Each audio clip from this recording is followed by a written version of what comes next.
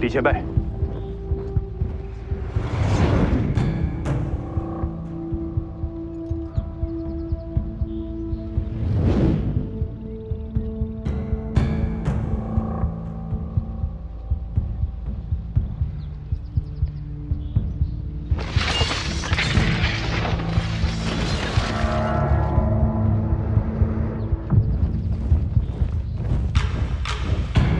赵毅的广陵军。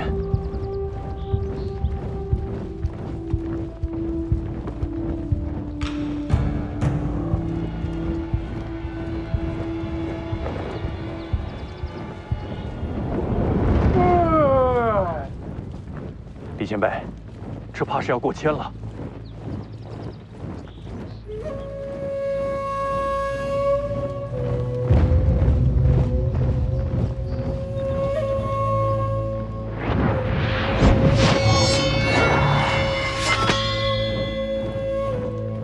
好不容易睡个踏实觉，麻烦。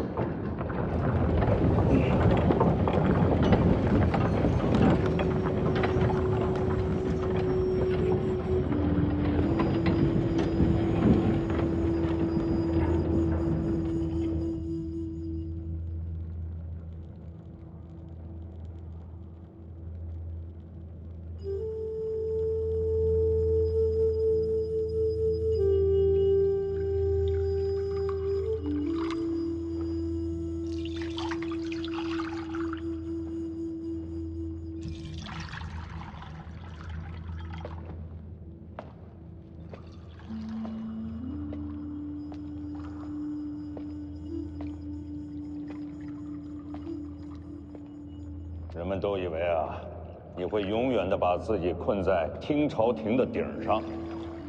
同袍忌日，怎能缺席？何况画地为牢，画的就是听朝廷。高处地下，依旧是在听朝廷内，不曾越界。嗯。哎，你说好。这每年都要来这么一回。这身边的人呢，是越来越少，这灵位却越来越多喽。总算换回了一场人间太平啊！可他们都看不到了。他们在看，一直在看。李淳罡一剑破甲2000余，广陵军心胆俱寒。你们都听见了吧？啊，都听见了吧？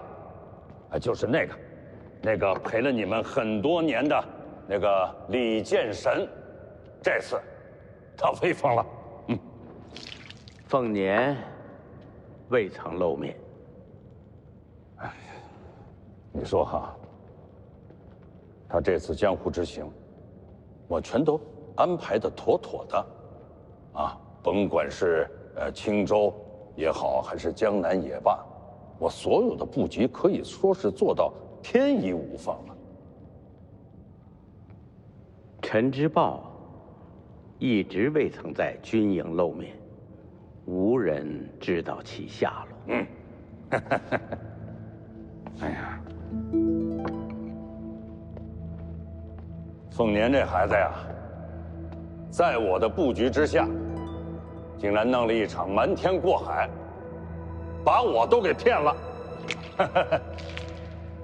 直到最后，我才知道他要做些什么。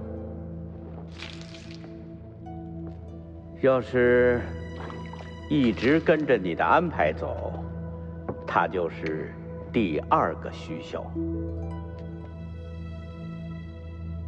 啊，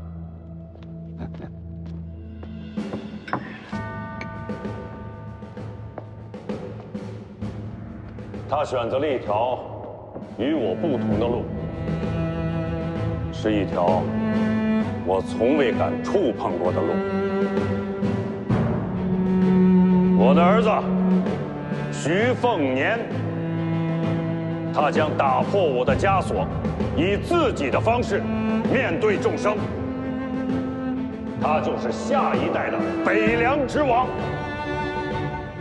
他会守住咱们的北凉大旗，镇守住咱们一起打下来的天下。这样的未来，这样的北凉王，你们还满意吧？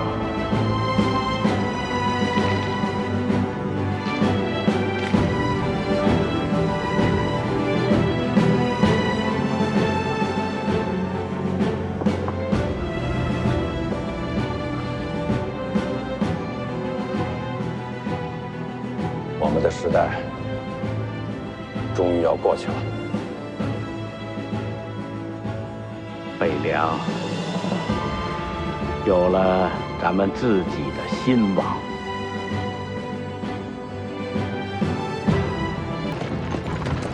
去。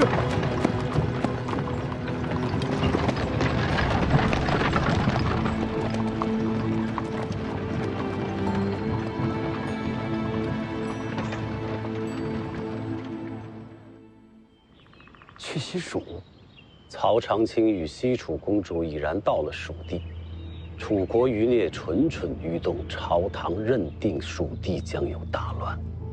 这是机会。正是，朝廷需要有人去蜀地平乱。难道是我？还能是谁？可是，按理说不该轮到我。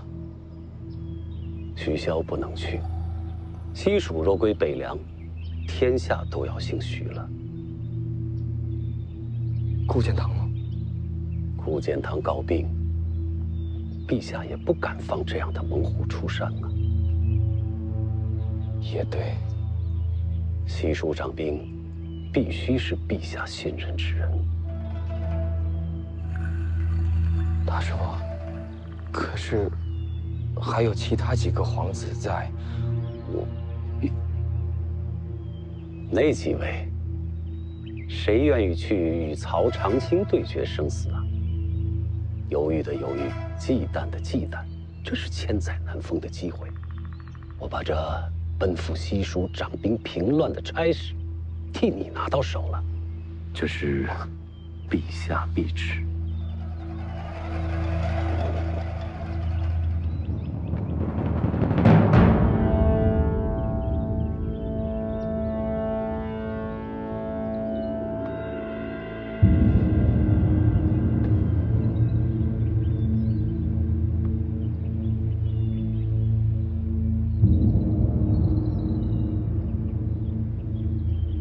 可曹长青不好对付，我陪你西行啊。更重要的是，你没必要与曹长青为敌啊。我问你，楚人最终目的是什么？回家。没错，潜藏蜀地只是权宜之计。等曹长青与那位西楚公主收拢旧部之后，他们必定会离开西蜀，重归楚地。到那时，西蜀再无掣肘之人，而你执掌兵权，名正言顺，那时你就是新的西楚之王。就怕到时一道圣旨，收回我的兵权。这样的旨意，你会接吗？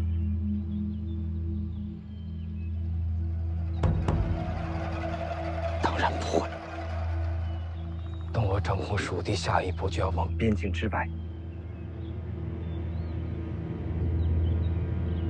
边境外，蛮荒。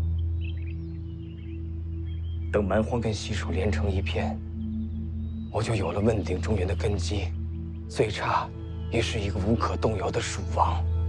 能看到这一步，也不枉费我教导你这么些年啊！多谢大师傅，替我抓住这般良机。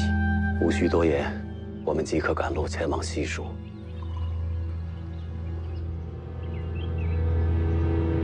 这人是谁呀？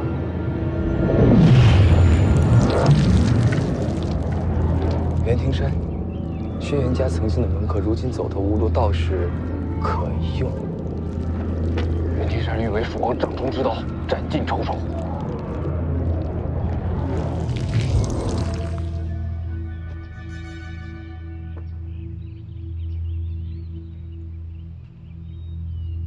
这人间终于给了我一次机会，一个一飞冲天的机会。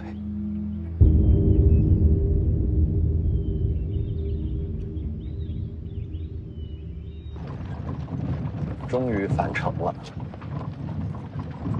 哎，小子，邓太阿的飞剑再让我瞧瞧。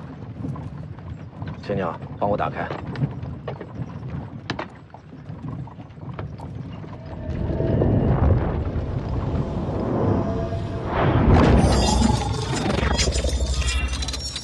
您也会使这剑阵？剑道初行时千万条路，到终了又好似殊途同归。可这只是假象，小子，没有殊途同归。这邓太阿的飞剑与老夫的御剑瞧着相似，实则天差地别。这其中的道理不好说，越说越错，你自己领悟。好活，当上。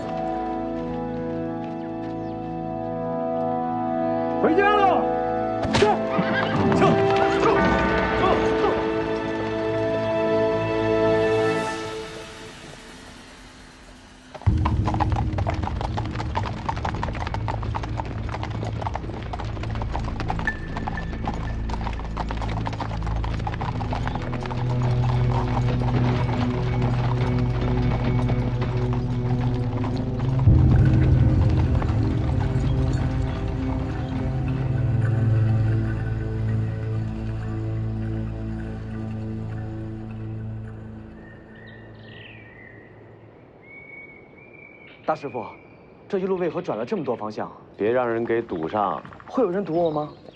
办事总要小心，那为何不快马加鞭？总要让马有休息的时候啊，不能跑一半把马给累死。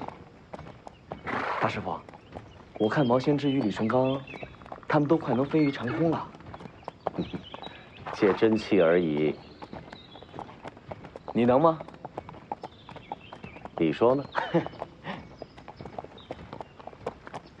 徐凤年也踏上归途了。这您都知道？我让人远远盯着，这一路歇息时都有眼线回报徐凤年的行踪。还用让人盯着他吗？要是我能成为蜀王，就可以不用杀他了。我一路在想，你说在武帝城时，徐凤年救你一命，这事儿确实说不过去。会不会是徐凤年知道咱们要去西蜀找兵？这密旨他怎么会知道？就算他知道，为什么要救赵凯？西蜀北凉可谓犄角之势，徐凤年是下一任北凉王，若是和蜀王联盟，那就真的安枕无忧了。这么说倒有点道理，还是说不通。徐凤年怎么可能远隔千里，还知道朝堂对策？再者说，武帝城时，大师傅还没有来，连我都不知道自己要去西蜀。不管怎么说，徐凤年都没有理由救你，这事儿透着古怪。所以我让眼线观察他这一路的行程。您哪来那么多眼线啊？活了这么多年，总该给自己培植些势力，这些势力将来都是你的。大师傅，若没有您，我活不到今天的。若没有你母亲，我也不会有今日。行了，不说这些了。这些天眼线回报，徐凤年一行确实往北凉而去了。从路程看，他们就算想拦我们，也不可能。那就万无一失了。然而这些天，徐凤年始终在马车内未曾露面。是受伤了？不知道。您的眼线，总不能拦路查人吧？徐凤年一行快经过广陵了。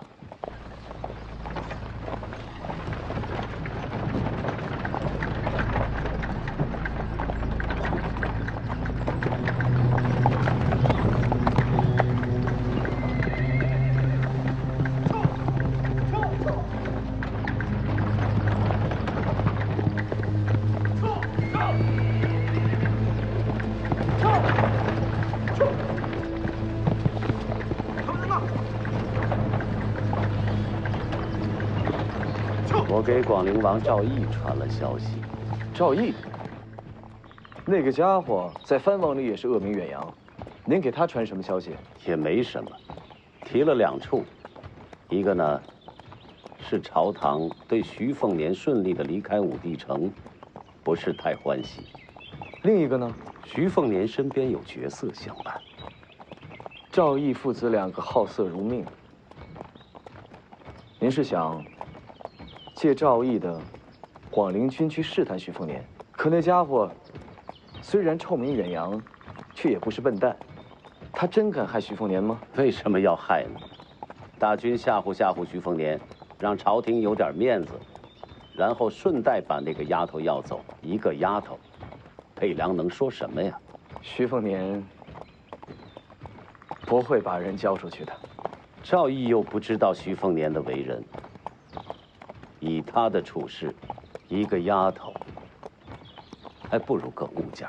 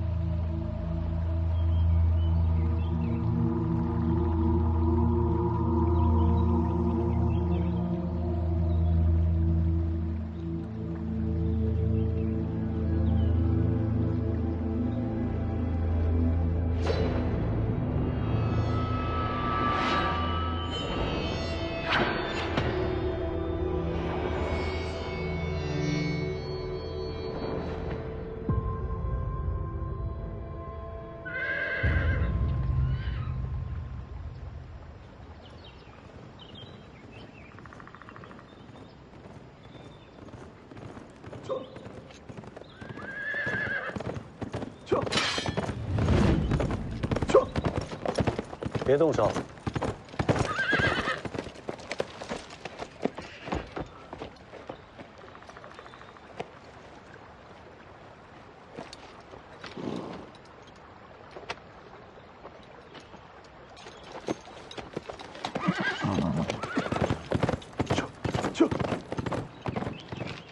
有消息了？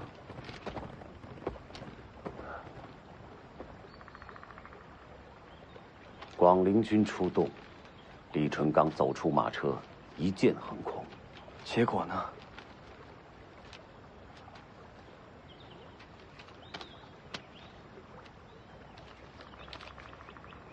赵毅派出多少兵马？2000余人。李淳刚一人一剑。一人一剑，此次再无人敢阻拦车前，一路被去了。真厉害！徐凤年呢？出来没有？李淳刚既然还在马车上，徐凤年自然也在，就算不在也不重要了。有我陪你西行。李淳刚不来，谁拦得住你？那就万无一失了。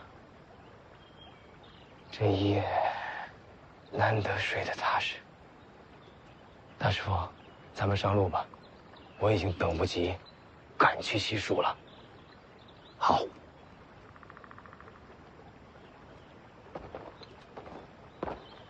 起床了。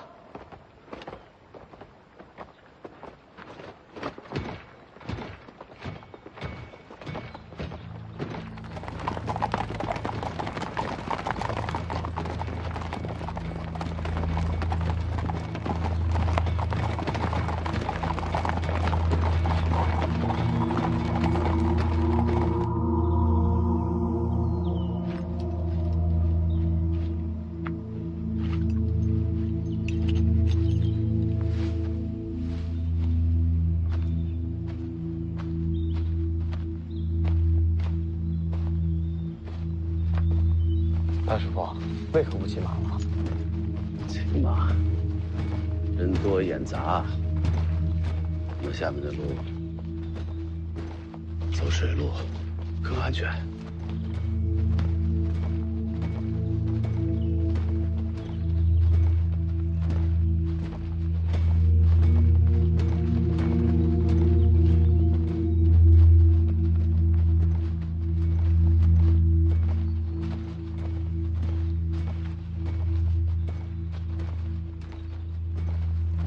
到前面登船，后面的路沿江而下。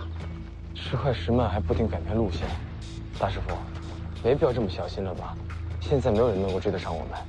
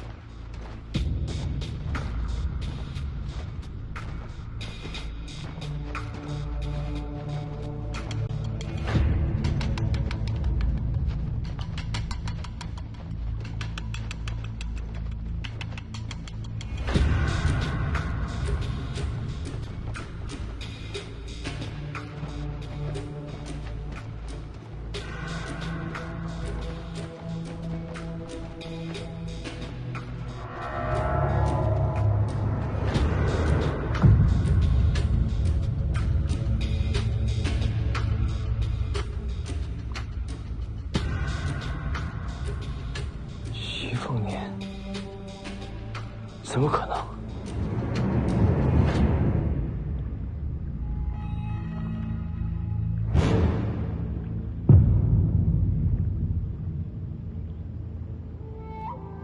怎么可能？还记得我在武帝城和你说过的话吗？就这事，你怎么想的？你的绝路不该在这儿，还不走？你的绝路不该在武帝城，而是在这儿。武帝城救我，是为了在此劫杀？说不通吧？就你劫杀，都不是为了你。我眼中的敌手，从来就不是你。你等的是我。我娘进京中伏那天，你人在哪儿？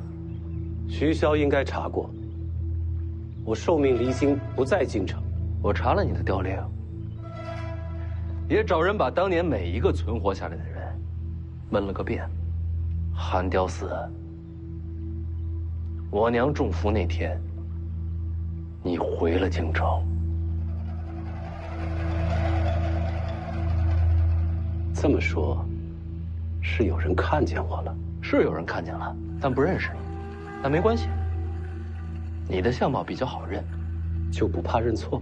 本来已经8、9不离10，而武帝城一行，则是彻底确认此事。这个人当日再没在京城。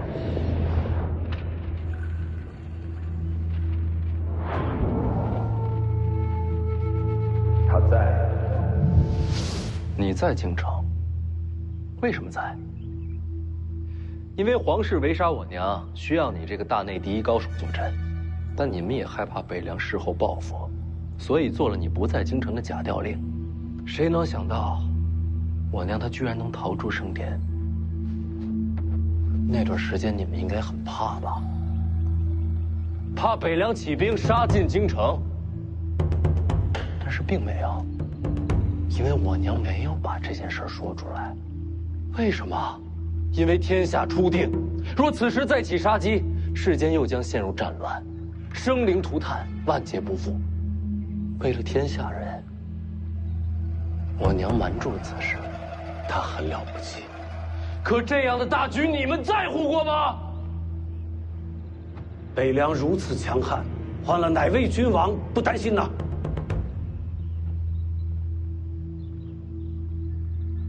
你承认了？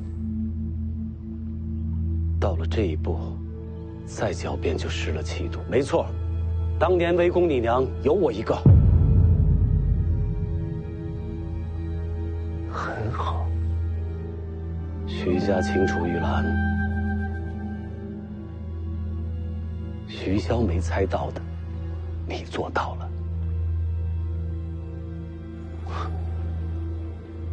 你就这么小看徐骁？这么多年以他的能力啊，我不相信他没有怀疑到你。但他始终没有想过复仇，因为北凉子弟死伤无数，才换来天下太平。他不敢为了一家私仇再起刀兵，让天下陷入战乱。他是害怕对不起那些战死的老弟兄们。北凉王重大局。但我和徐骁不一样，杀母之仇怎能不报？没做错的人为何要忍耐？为何要妥协？我徐凤年绝不委屈自己。所以，你宁愿毁了先辈创下的太平盛世？我都说了，我和徐骁不一样。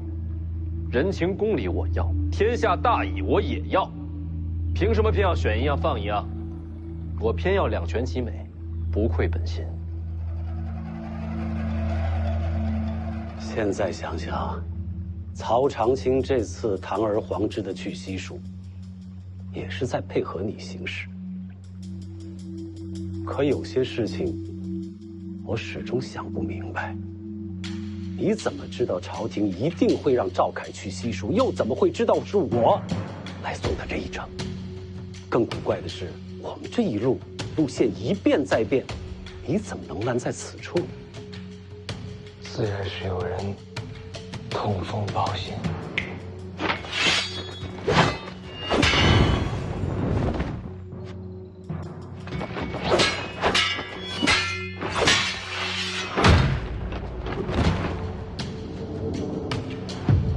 是你？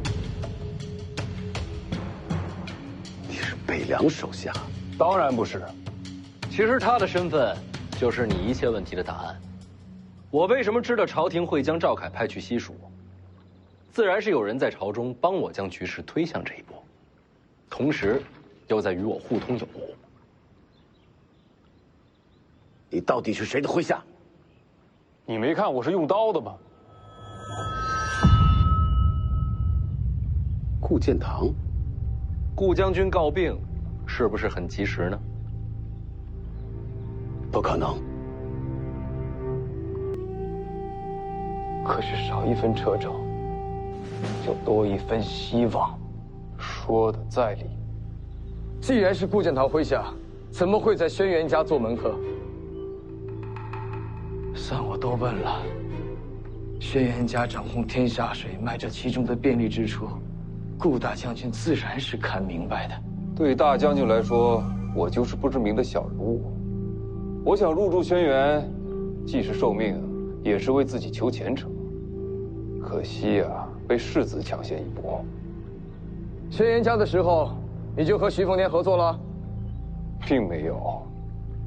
大将军不可能预料到世子插手轩辕家，我是后来才受命与世子合作。哪有时间受命？何况，你也没有机会与徐凤年交。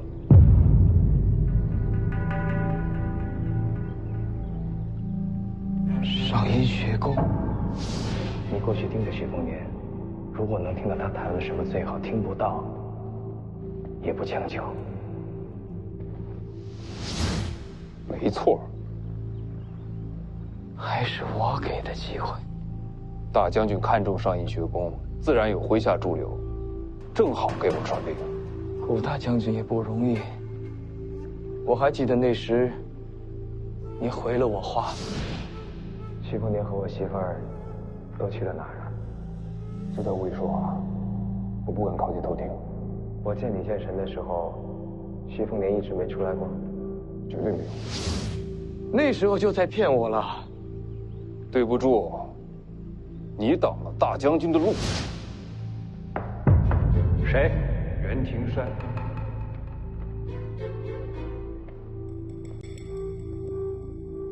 顾大将军想问世子，知不知道王妃遇伏那一晚，寒雕四起是在京城？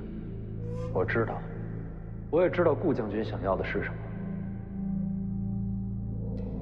可以谈。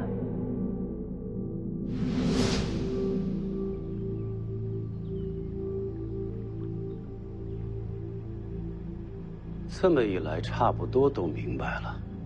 顾建堂不但没有阻挠，反而暗中推动，让赵凯接下西蜀之行。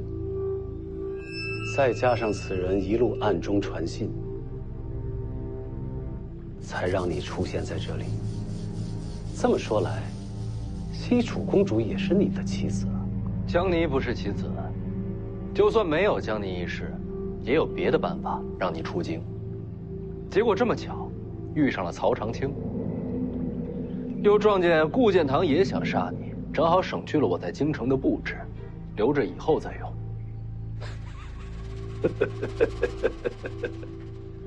谋划倒是不错，可惜呀，顾建堂没法亲自来，就不陪你聊了。我们上船。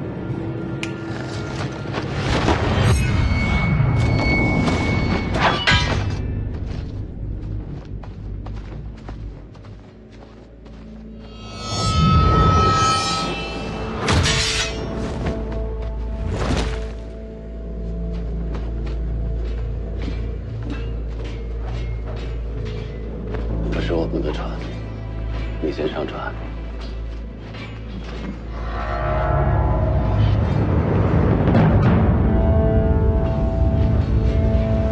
你也来了。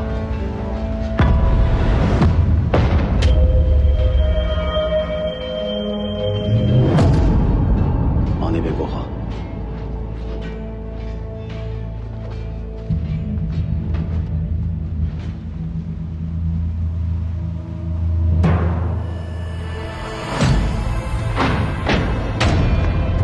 骑龙像，姐弟4个都到齐了。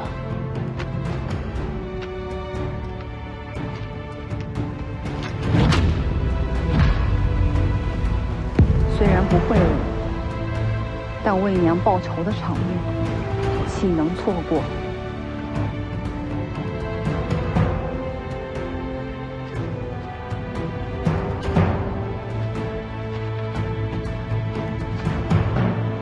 难怪你要帮轩辕家。天南海北齐聚此处，也只有掌控天下水路的轩辕家可以做到了。江南、学宫、龙虎山轩辕家，你这一路每次停留，都是为了今天准备的。你们无路可走了。就你们4个，也想杀我？谁说只有我们4个？难不成你还能从北凉调兵啊？徐凤年，我时刻关注北凉。徐骁麾下那些义子里，也就只有楚禄山听你号令。如今楚禄山兵马未动，依旧镇守在北凉，你哪儿还有援兵啊？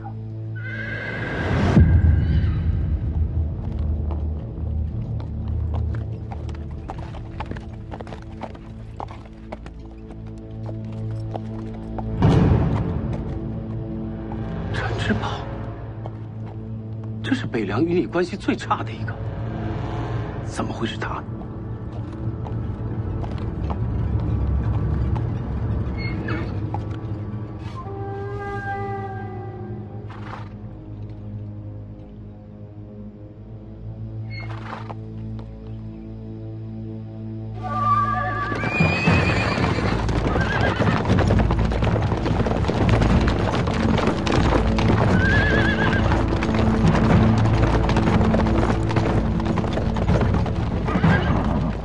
我来这里，不是为徐凤年，只是为义母复仇。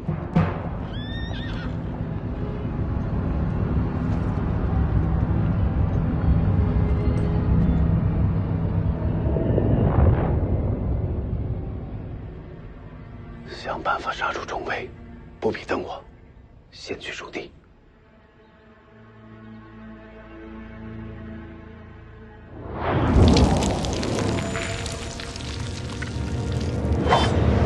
北凉从军！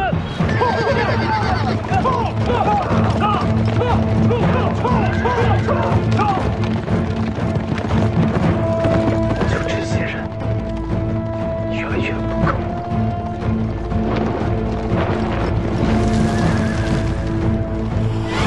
大师傅小心！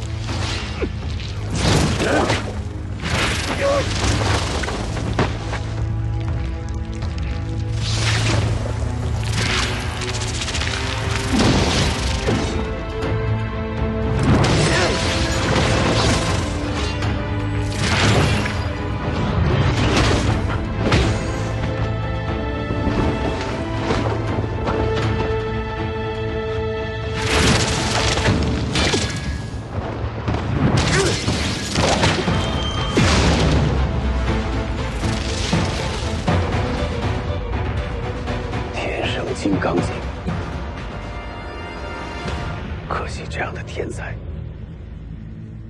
就要毁在今天了。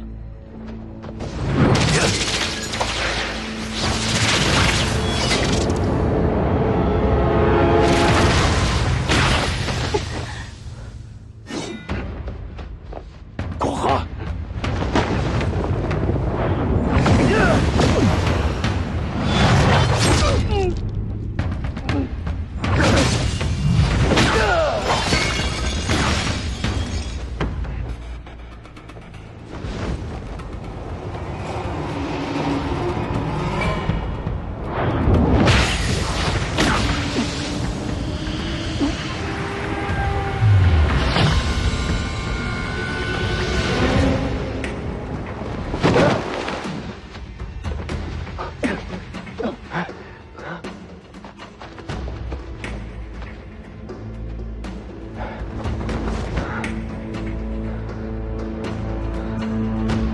刀没丢吧？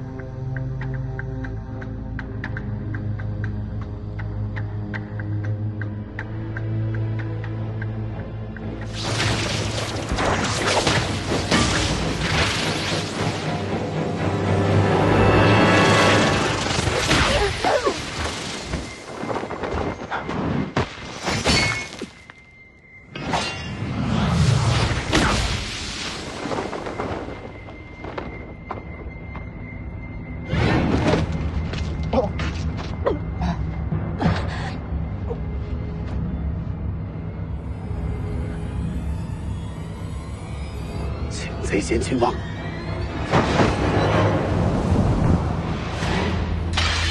两袖轻射。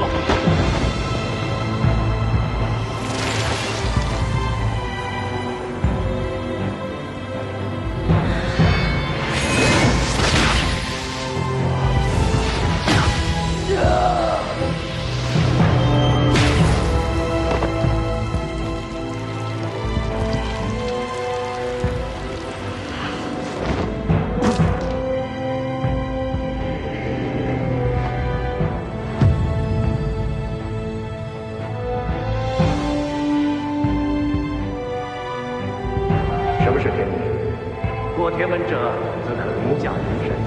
可我偏偏不服，不服天道能定人神，命运无法抗争；不服人法胜天，我天人便是仙神。有我手中剑展开天门。现在你明白什么是一剑开天门了？斩去天命，斩去家法，这念头才是一剑开天门的魂魄所在。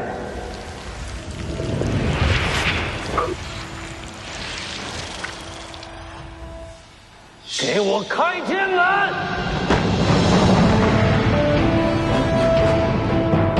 凤年，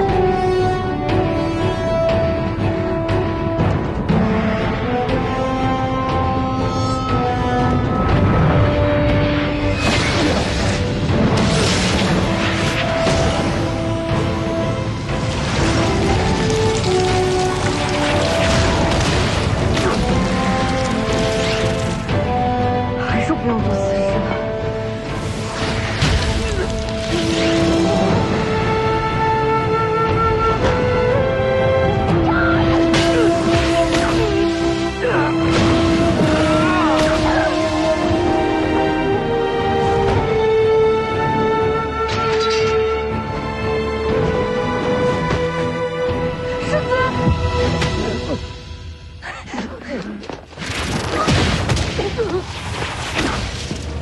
凤年，哥，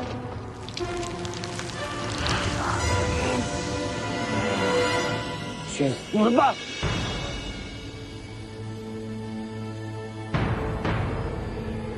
大黄金。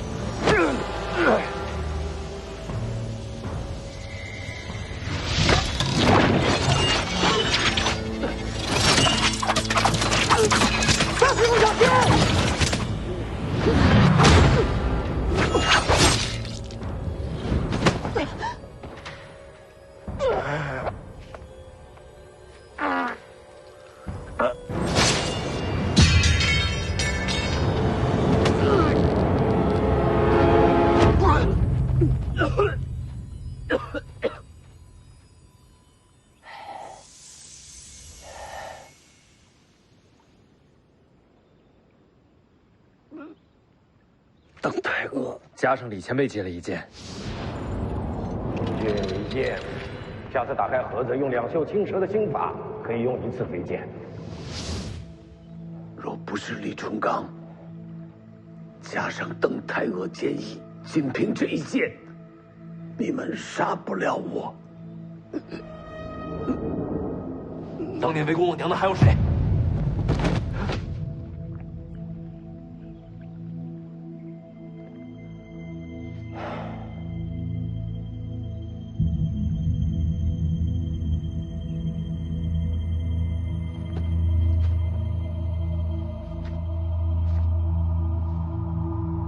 师傅，退！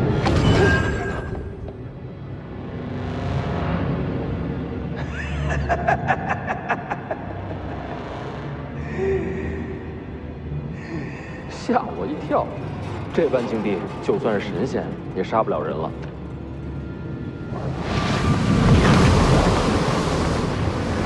不是杀你，只是坏你气运。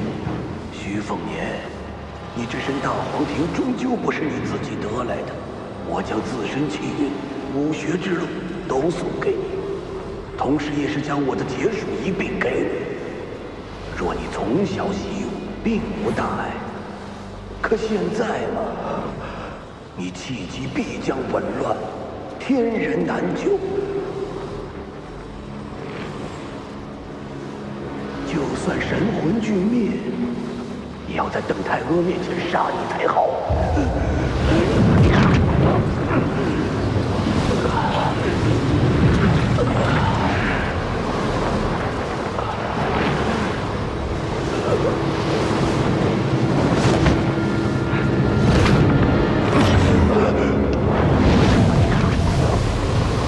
转气运之术，你是那老家伙的弟子。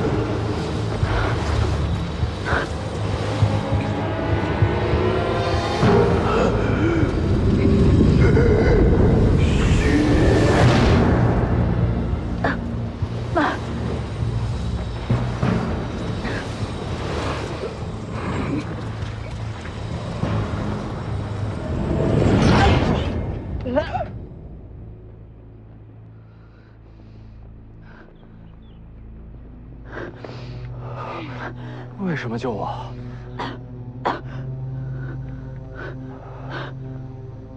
世子，世子，世子！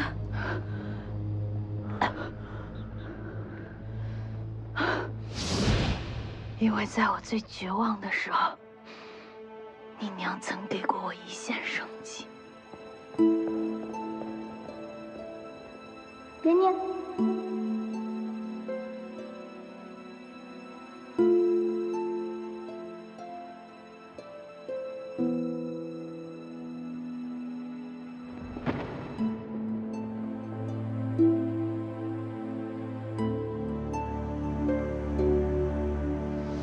谁杀你，哼，我便杀谁。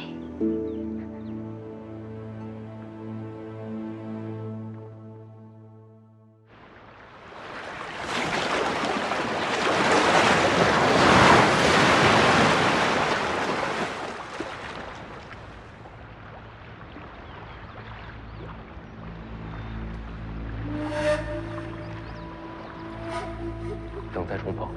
下次一字两文。好，说定了。过年啊，给你点礼物。你属小狗的！我背后这丫头本世子欺负得，你们欺负不得。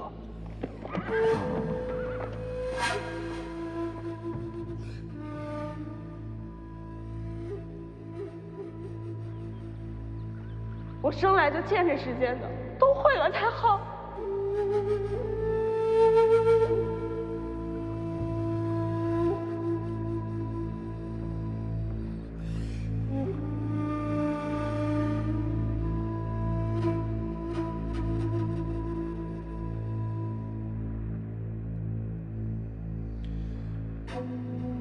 徐凤年，你就算要死，也得死在我手上。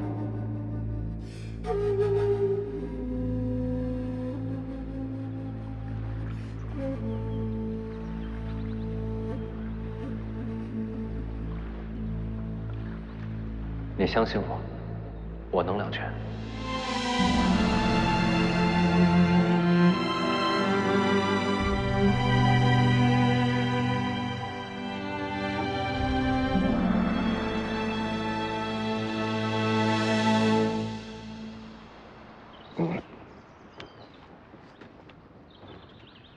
那丫头呢？已经走了。什么都没说？没说。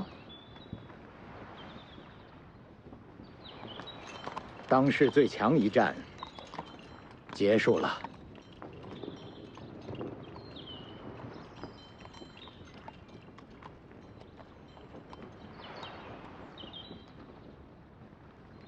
好像还行，就是有点晕。龙虎山那位临死将自身武学路数讲诵于世子，本意呢是想乱你泪息，削你气运，结果被那位呵呵姑娘强转气运，替你接了过去。世子如今伤势已无大碍，休养一段时间就好。那丫头会怎样？不知道。转气运之术世上罕见，我也不大了解。他呀，既然会这奇术，身后自有师承，不会出什么大意外的。李前辈，你打完了？打完了。邓太阿给你的。是。邓前辈呢？也已经走了。这还真留给我了。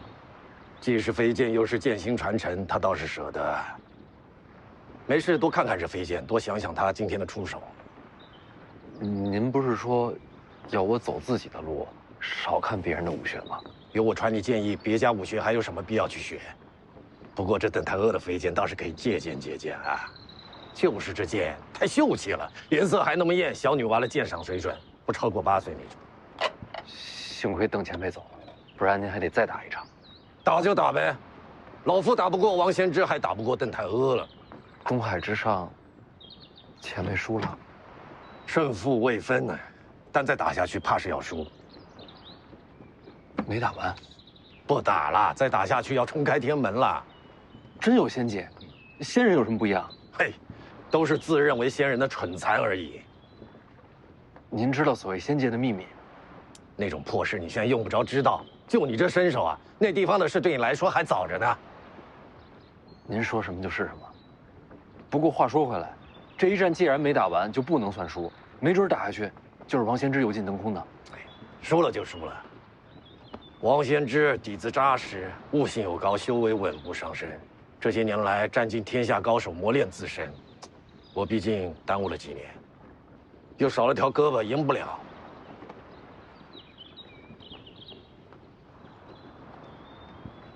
反正我心中，您才是天下第一。谁会在乎啊？打得尽兴就好。不过方才一战，王仙芝也使出了9分力，普天下逼他到这一步的，怕是没几个了。他还没出全力。王仙芝若出全力，恐怕只有500年前的吕祖才能稳压他一头啊！这么强吗？啊！哎呀，那咱们还在武帝城？废话，赶紧跑呀！我还拿了老黄镜下。哎呀，拿着吧，这点面子王仙芝还能给我？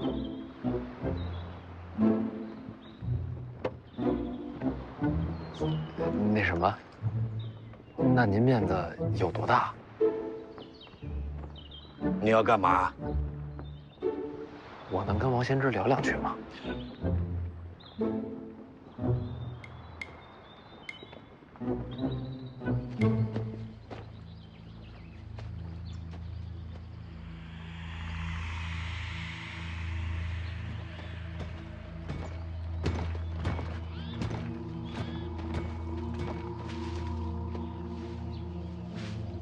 龙虎山的人为什么要杀你？为国除奸呗。谁是奸？我，徐凤年啊，都是。伊藤脑，徐凤年我还能理解，毕竟北凉是王朝心腹之患。你呢？你不是说你是皇子吗？没法子，谁让我是私生子呢？我杀徐凤年，本质就是为了调息天下战乱，借机长兵。如今这心思被看穿了，要杀我，也是应该的。谁看穿你？龙虎山？龙虎山就是打手，背后的主使者八成是张居禄了。那老头精得很，瞒他太难。所以，你理解龙虎山杀你的缘由？挺理解的。换我，我也杀。杀我一人，消除未来乱局。我既然不甘平庸，一个后果，当然自个儿接着，不怨别人。你连背后主使都猜到了？是啊。那你怎么还一脸想不明白的样子？我就是想不明白，他为什么要救我。福将红甲都认出来了，一路杀他也坐实了，他跟我只能是不死不休啊！凭什么救我？想和你化敌为友。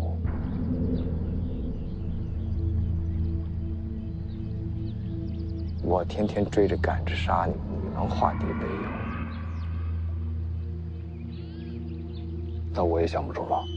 想不明白，算了，走吧。回武帝城？是啊。回去做什么？杀徐凤年啊！人还好好活着呢。他救了你，你还杀他？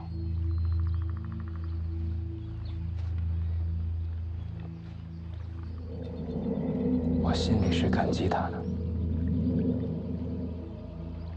但这跟杀他不冲突。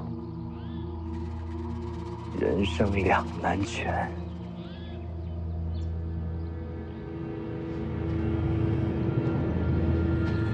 不用去了。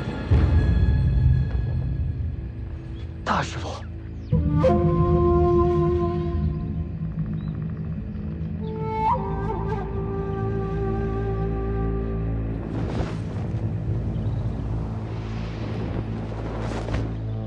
王先知，睡了吧？漂亮啊！这么喊人能来吗？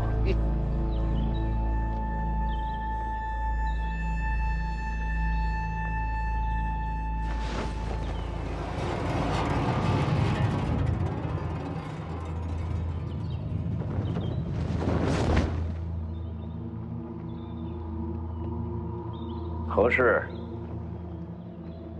这小子找你。邓太阿的12飞剑，给这小子了，运气不错。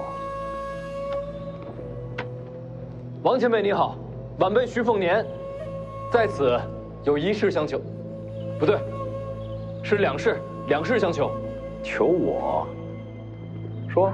这第一件事儿，是想请王前辈借辆好马车。不瞒前辈，有伤在身，回城不想走水路了。你杀了武帝城6名武奴，又抢走了见九皇的遗物，如今又跟我要马车。那6人并非为我所杀，我也没那本事。至于老皇的遗物嘛，我会给前辈一个交代。怎么交代？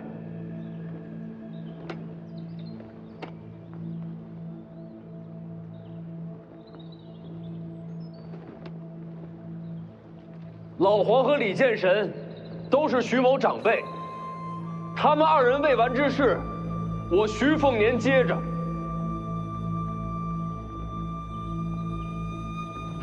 老皇力战身死，是武者归宿，无怨无悔。这件事儿，我从未怪过您。至于李前辈今日一战，也输了，胜负未决。好，胜负未决，1败1平，都没能赢你。王前辈，给晚辈一些时间，我徐凤年在此指天发誓，我终有一日会重回武帝城，替老皇，也替李剑神，与阁下再战一场，决胜东海。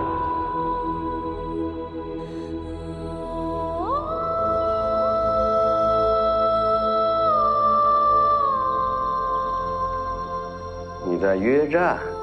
正是。不仅约战，还要赢你。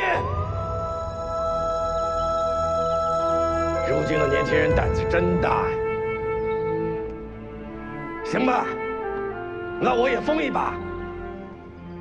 我这辈子从来没赢过你，王献之，这最后一次机会，我就托付给这小子了。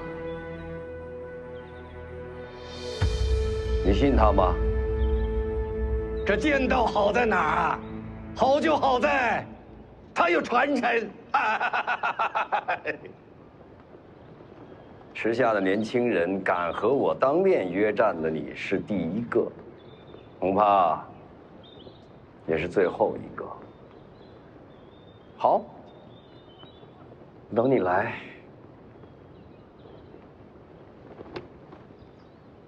多谢前辈。重回武帝城之时，我会把马车还给前辈。我会让人把马车给你。这第二件事儿，是我听人说，我娘当年遇袭之日，您也在京城。您一直在查害我娘的凶手。小姐过世起，就一直在查。这些年追查凶手，整理出来的东西，都在里面了。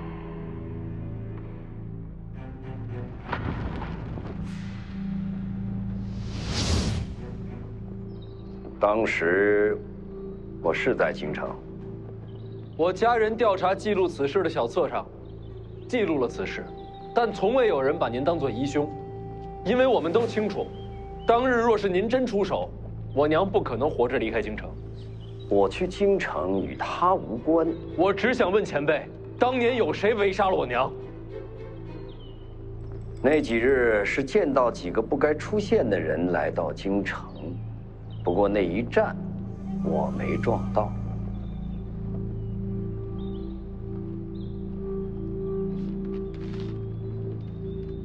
这个人当日在不在京城？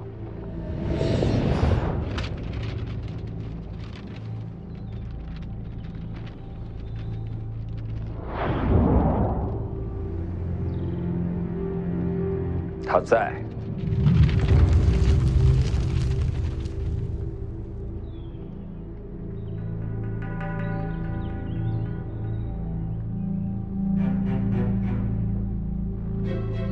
多谢前辈。除他之外，还有谁在？我不记得名字，我只记得是瞧见北莽的人也在京城。北莽之人，高手，差不多吧。对于我来讲，都一样。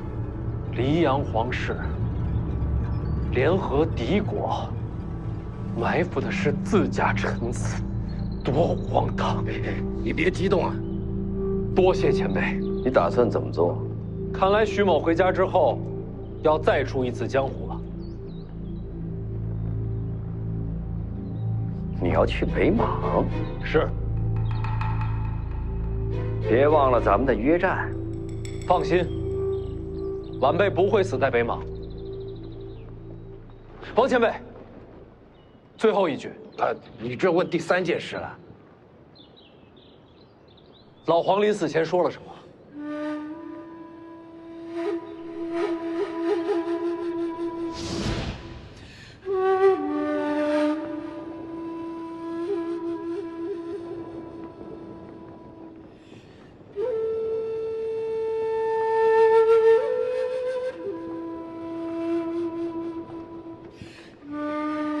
来，给少爷上酒。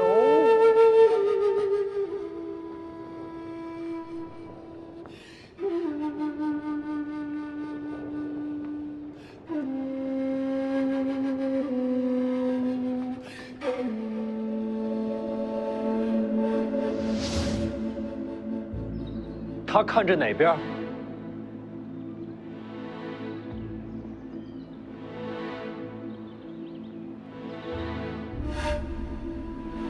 北。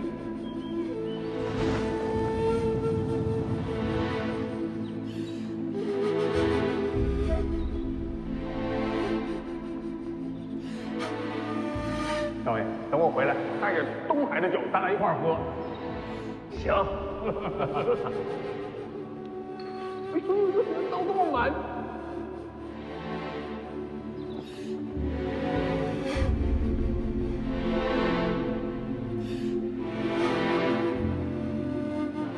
清早去车里吧，前辈也上车。